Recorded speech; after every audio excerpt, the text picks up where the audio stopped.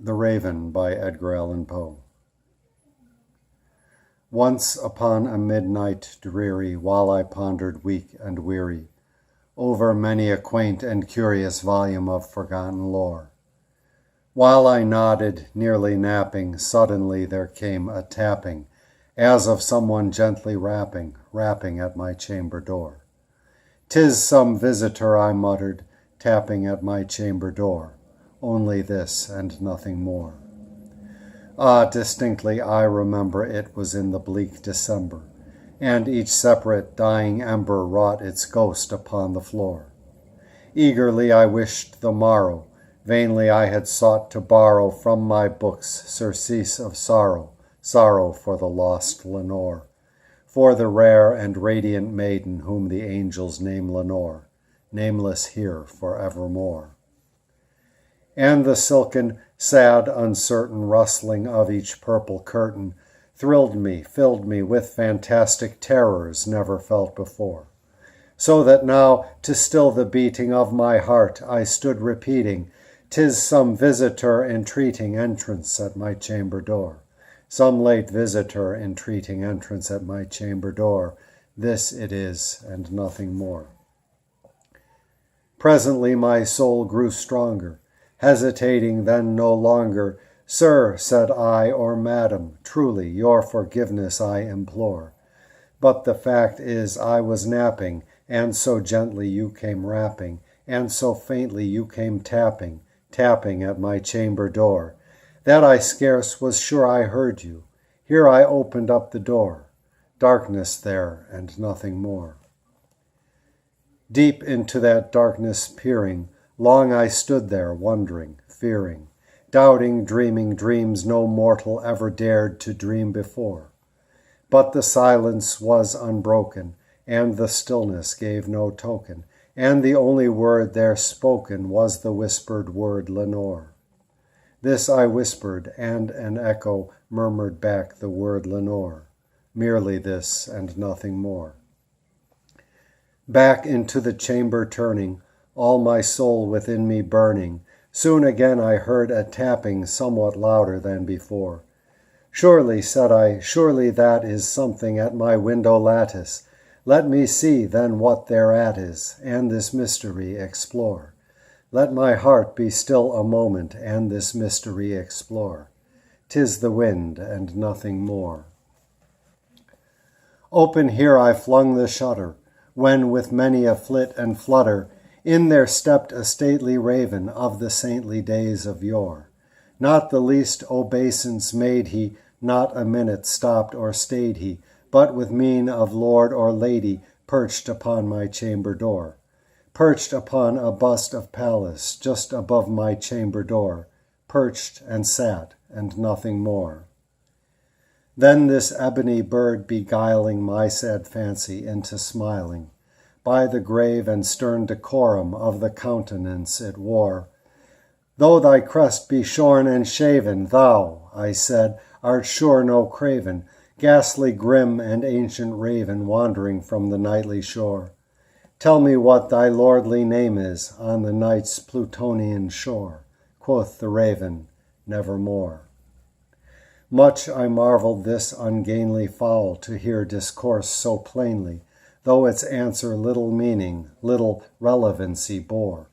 For we cannot help agreeing that no living human being ever yet was blessed with seeing bird above his chamber door, bird or beast upon the sculptured bust above his chamber door, with such a name as Nevermore.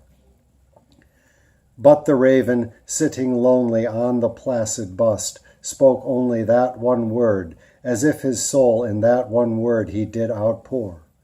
Nothing farther than he uttered, not a feather than he fluttered, till I scarcely more than muttered, "Other friends have flown before. On the morrow he will leave me, as my hopes have flown before." Then the bird said, "Nevermore." Startled at the stillness broken by reply so aptly spoken, "Doubtless," said I, "what it utters is its only stock and store, caught from some unhappy master whom unmerciful disaster followed fast and followed faster, till his songs one burden bore, till the dirges of his hope that melancholy burden bore, of never, nevermore. But the raven still beguiling my sad fancy into smiling, straight I wheeled a cushioned seat in front of bird and bust and door.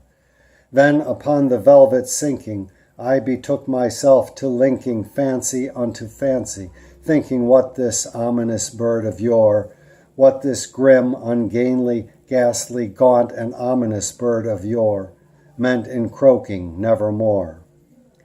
This I sat engaged in guessing, but no syllable expressing to the fowl whose fiery eyes now burned into my bosom's core. This and more I sat divining, with my head at ease reclining on the cushion's velvet lining that the lamplight gloated o'er, but whose velvet violet lining with the lamplight gloating o'er she shall press, nevermore. Then, methought, the air grew denser, perfumed from an unseen censer, swung by seraphim whose footfalls tinkled on the tufted floor. Wretch, I cried, thy God hath lent thee, by these angels he hath sent thee, respite, respite, and nepenthe from thy memories of Lenore. Quaff, O quaff this kind nepenthe, and forget this lost Lenore, quoth the raven, nevermore. Prophet, said I, thing of evil, prophet still, if bird or devil, whether tempter sent or whether tempest tossed thee here ashore, desolate yet all undaunted, on this desert land enchanted, on this home by horror haunted, tell me truly, I implore. Is there balm in Gilead? Tell me, I implore. Quoth the raven, nevermore. Prophet, said I, thing of evil, prophet still, if bird or devil, by that heaven that bends above us, by that God we both adore. Tell this soul with sorrow laden, if, within the distant Aidenn, it shall clasp a sainted maiden whom the angels name Lenore. Clasp a rare and radiant maiden whom the angels name Lenore. Quoth the raven, nevermore. Be that word our sign of parting, bird or fiend, I shrieked, upstarting.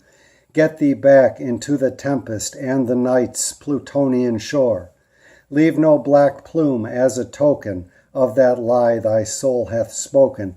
Leave my loneliness unbroken. Quit the bust above my door.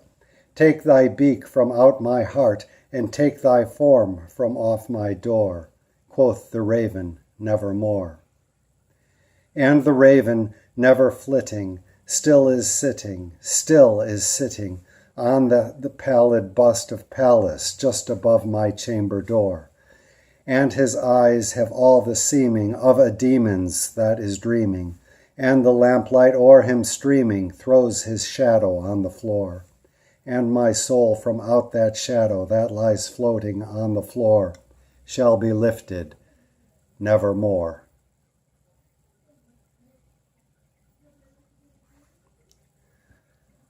What a blessing to the English language that Poe came.